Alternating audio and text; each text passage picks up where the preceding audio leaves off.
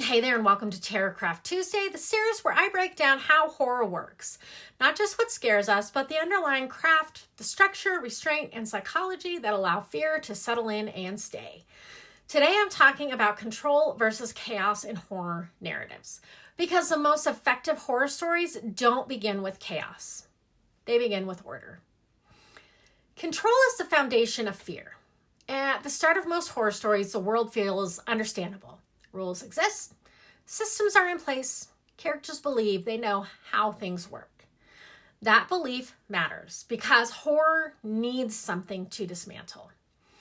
Fear doesn't arrive when chaos appears. It arrives when control begins to fail.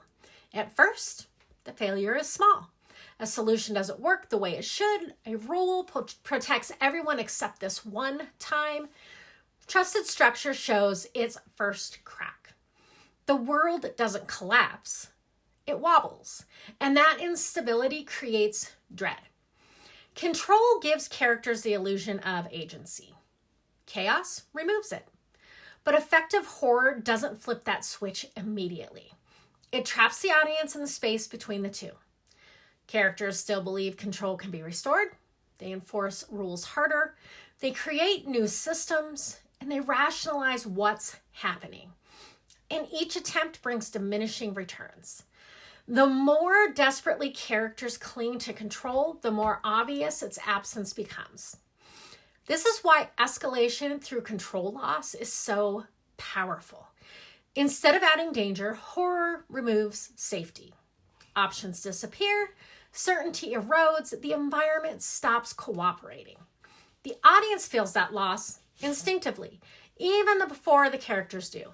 And because the loss is gradual, it feels personal. In real life, fear rarely arrives as instant chaos. It creeps through failures in systems we trusted. Horror reflects that truth.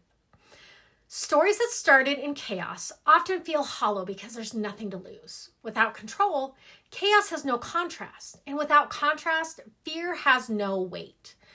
Control versus chaos also explains why certain horror endings linger so deeply.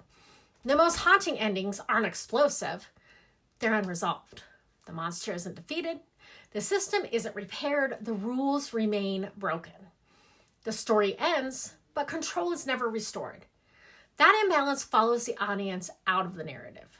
We leave the story knowing the chaos didn't end. It simply stabilized into something permanent.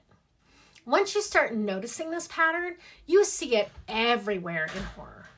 Characters enforcing rules that no longer work, institutions failing quietly before collapsing, stories where chaos doesn't scream, it waits. Control versus chaos isn't just a theme, it's a structural engine. It governs pacing, it shapes escalation, it determines whether fear feels temporary or inescapable.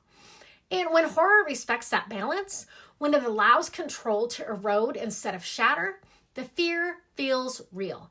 Because real fear doesn't announce itself. It arrives the moment you realize you don't have the control you thought you did. And once you start noticing how horror plays with control and chaos, you can't really stop seeing it. You notice which stories earn their fear and which ones rush it. Which ones understand the scariest moments happen when order quietly slips away. Now, if this kind of breakdown helps you see horror differently, I'd love to keep exploring it with you. Take a second to like the video, subscribe to the channel, and let me know in the comments what horror story made you feel that loss of control the most. And if you're a writer looking to apply this craft to your own work, I share weekly writing advice, folklore backgrounds, breakdowns, and scene-level craft on Substack, inside the writer's room. You can find the link in my bio. So, until next time, pay attention to what you think you're in control of and what's already slipping away.